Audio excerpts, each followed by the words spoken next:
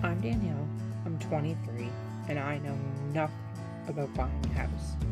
Luckily, my boss, Kip, knows everything about buying a house, so I'm going to ask him some questions. Welcome to Kip's Crash Course for First-Time Homebuyers.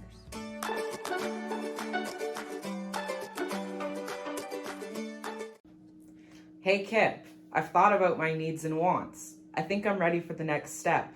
What should I do now? Great news, Danielle. So one of your needs should have been focusing on location. So really, we need to get a realtor who works that market. Why should I get a realtor? Can't I just look for myself?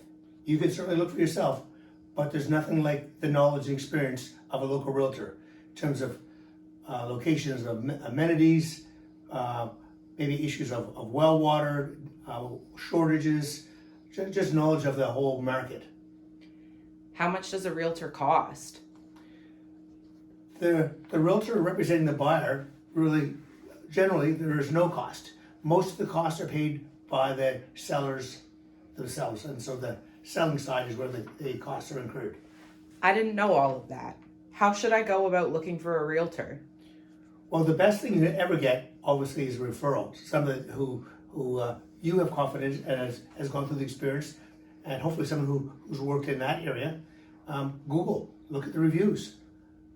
Online today, there's a lot of information there. Great. Thanks, Kip.